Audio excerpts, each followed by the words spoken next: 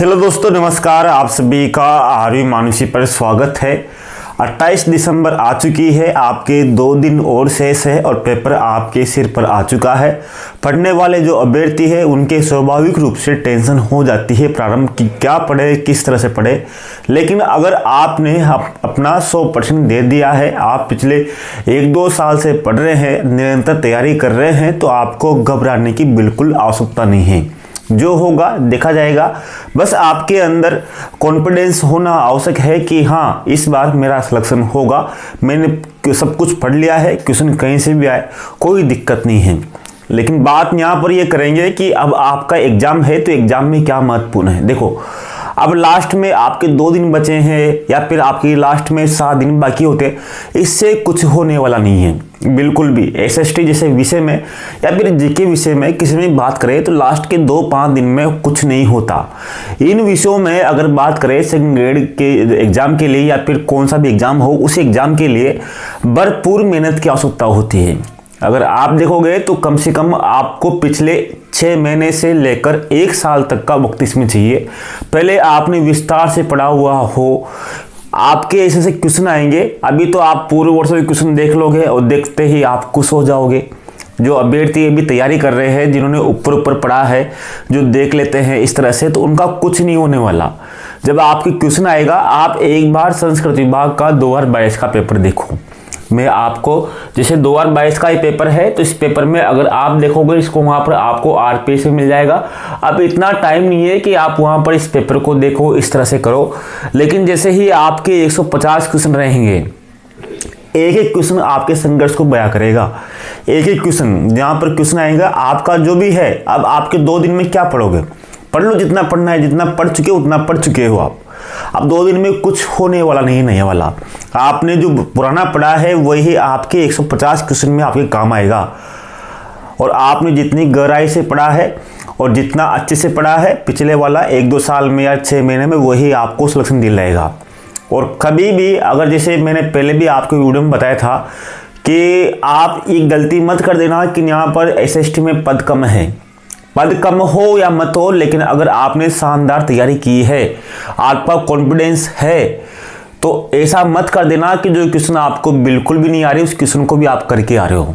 हाँ, आपको तुक्के तो लगाने हैं, आपको 50-50 चांस लेना है, आपको थोड़े बहुत क्वेश्चन ज़्यादा करने हैं, लेकिन उन्हीं क्वेश्चनों को करना है जिनमें आपको ये लगे कि क्वेश्चन सही हो सकता है। लेकिन जिस क्वेश्चन को आपने कभी पढ़ा ही नहीं, जिसको समझ ही नहीं पा रहे, जिसको छोड़ना है, वही अच्छा रहेगा। इस बात को समझना।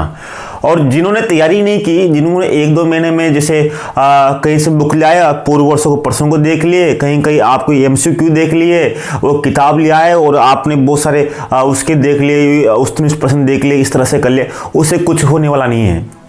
आप ये 1 वीक सीरीज लाते हो, जैसे बीएम पास करते हैं तो 1 वीक सीरीज लाते हैं, ये सीरीज ला के पास हो गए, इसमें कुछ होने वाला नहीं है। आप कितने भी क्वेश्चन पढ़ लीजिए इस एग्जाम में, उससे कुछ नहीं होने वाला। इसमें आपकी गहन शक्ति चलेगी। जब आपका क्वेश्चन सामने आएगा तो वहाँ पर आपके जो क्वेश्चन का फॉर्मेट आएगा, तब आपको वहाँ सोचने की चीज़ें मिलेगी कि हो क्या सकता है। ठीक है, अभी मैं आपसे पूछूँ ये क्वेश्चन, 1900 पूछूँ मैं आपसे, आप सोचो तो 1962 का जब युद्ध हुआ भारत चीन का, उसके बाद में भारत का प्रथम प्रधानमंत्री कौन था जिसने चीन की यात्रा की? ये क्वेश्चन मैंने आपसे पूछ लिया, या फिर मैं आपसे पूछ लूँ ये इन चीज़ों में। अब ये क्वेश्चन ऐसा है कि जो आपके पहली बार पूछ सकते हैं, या हो सकता है ये आपकी इसी 2022 में पूछा गया था, जिनमें आपकी चिंतन थी। इसलिए आप बिल्कुल तनाव मुक्त रहो। आपने जितना पढ़ा था उतना पढ़ चुके। 1 साल में 6 महीने में अगर आपकी तैयारी बहुत शानदार है, और क्वेश्चन को करते समय ये बात ध्यान रखना कि आपके अब लास्ट में तो ये काम करो कि जो चीज़ें जैसे आपके पुस्तकें हैं, पुस्तकों का नाम देखो, यूएनएफ की जो आपके मेन जैसे चीज़ें आपके जो आप वहाँ सिलेबस देख लीजिए और सिलेबस को वहाँ सामने रखिए और सिलेबस पर टिक लगाइए। वहाँ पर चाहे उसको कितना भी कर दीजिए, घिस का सिलेबस को वहाँ टॉपिक दीजिए कि वहाँ से अभी तक आपको क्या क्या वीक है, उन चीज़ों को देखो। बाकी जो पढ़ाई काम आएगी, आपके पूर्व की जो आपकी आई है वही काम आएगी। और ध्यान देना, इसमें आप बिल्कुल तनाव नहीं ले। अगर आपकी शानदार तैयारी है तो आपका सिलेक्शन अपने आप ही हो लेगा। सिस्टम ऐसा होता है कि जो योग्य होता है उसको अपने आप सिस्टम ले लेता है। अगर यहाँ पर पारदर्शिता रही, बिल्कुल फर्जीवाड़ा नहीं हुआ और एकदम सटीकता रही तो आपका सिलेक्शन होगा अगर आप सबसे योग्य हो। अगर आपने अच्छी तैयारी की है, आपसे ज़्यादा कोई नहीं है, तो आपका सिलेक्शन अपने आप होगा। यहाँ मेरा सिस्टम यही होता है, इस बात को ध्यान देना। और लास्ट में जैसे इसको कर लो, इसको कर लो, ऐसा कुछ नहीं है, इस बात पर ध्यान देना। तो अब मैं लास्ट में यही कहता हूँ कि अगर जिन अभ्यर्थियों से अभी गलती हो गई है, जैसे अभी उन्होंने एग्जाम देख लिया और अभी कर रहे हैं, अभी तैयारी कर रहे हैं, 1-2 महीना हो गया, 3-4 महीने हो गए, और आप इस वो सोच रहे हैं कि अब जो आपके सामने शिक्षा की भर्ती आई, तो उसमें भी अभी गलती मत करो।